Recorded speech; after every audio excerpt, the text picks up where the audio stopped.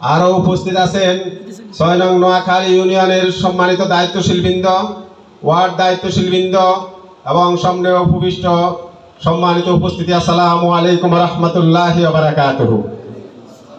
মহান রব্বুল আলামিনের শুকরিয়া জ্ঞাপন করছি, যিনি সুদীর্ঘ ১৬-১৭ বছর এই বাংলার জমিনে যেই পরিস্থিতি, দুঃসহ পরিস্থিতি ছিল, সেই পরিস্থিতির উন্নতি ঘটিয়ে এরকম একটি মন্নাননগর মাদ্রাসার মতো একটি খোলা ময়দানে বাংলাদেশ জামাত ইসলামীর ওয়ার্ড সম্মেলন করার তৌফিক দান করেছেন, সেই মহান রব্বুল আলামিনের শুকরিয়া জ্ঞাপন করছি, আলহামদুলিল্লাহ।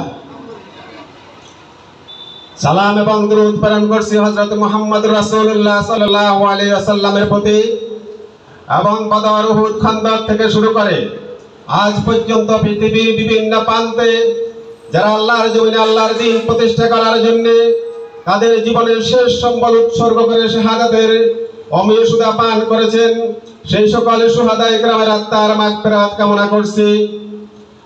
এবং ইতিপূর্বে এই বাংলার জমিন থেকে ফ্যাসিস্ট আওয়ামী স্বৈর শাসককে হটানোর জন্য আন্দোলনের মাধ্যমে যে সকল ছাত্র জনতা জীবন দিয়েছেন, সেই সকল ছাত্র জনতার সর্বোচ্চ শাহাদাতের মর্যাদা কামনা করে এবং যারা এখনো অসুস্থ আছেন, পঙ্গু আছেন, হাসপাতালের বেডে চিকিৎসারত অবস্থায় আছেন, সেই সকল ছাত্র জনতার আশু সুস্থতা কামনা করে মহান রব্বুল আলামিনের উপর ভরসা করে সংক্ষিপ্ত কিছু কথা বলতে চাই।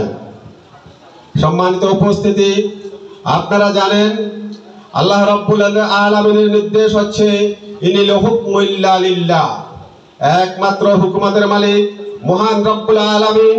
তার হুকুম ছাড়া এই সৃষ্টিকুলে, সৃষ্টি জগতে কারো আইন, কারো বিধান চলতে পারে না। অথচ আমরা দেখছি বাংলাদেশ সহ পৃথিবীর বিভিন্ন প্রান্তে মানুষকে পরিচালনা করার জন্য, মানুষের সমাজ ও রাষ্ট্র ব্যবস্থা পরিচালনা করার জন্য এক শ্রেণীর মানুষ নিজেরাই খোদা সেজে নিজেদের মন গড়া মতবাদ তৈরি করে, আইন তৈরি করে মানুষের সমাজ ব্যবস্থা পরিচালনা করার জন্য ব্যর্থ চেষ্টা করে, প্রকারান্তরে তারা ব্যর্থতায় পর্যবেসিত হয়। মানুষের মন গড়া মতবাদ কখনো মানুষকে শান্তি দিতে পারে না। যদি মানুষ শান্তি পেতে চায় তাহলে আল্লাহর এই হুকুমকে অবশ্যই মানতে হবে যে আল্লাহ ছাড়া আল্লাহর জমিনে কারো আইন চলতে পারে না, কারো হুকুমত চলতে পারে না। আর বাংলাদেশ জামাত ইসলামী প্রতিষ্ঠা লগ্ন থেকে অদ্যাবধি আজ পর্যন্ত সেই চেষ্টা প্রচেষ্টাই করে যাচ্ছে যে এই দেশে, এই জমিনে সৃষ্টিকর্তা যিনি, আইন চলবে তার, সৃষ্টি যার, আইন চলবে তার। এই হুকুমত প্রতিষ্ঠা করার জন্য বাংলাদেশ জামাত ইসলামী গঠনতন্ত্রে লিখেছিল সকল শক্তির উৎস একমাত্র মহান রব্বুল আলামিন। আওয়ামী ফ্যাসিস্ট সরকার জামাত ইসলামীর গঠনতন্ত্রের এই দাবিকে সহ্য করতে না পারে তাদের জামাত ইসলামের প্রতি অবৈধভাবে চাপ সৃষ্টি করেছিল যে আপনাদের গঠনতন্ত্র থেকে যদি আপনারা এটা পরিহার না করেন তাহলে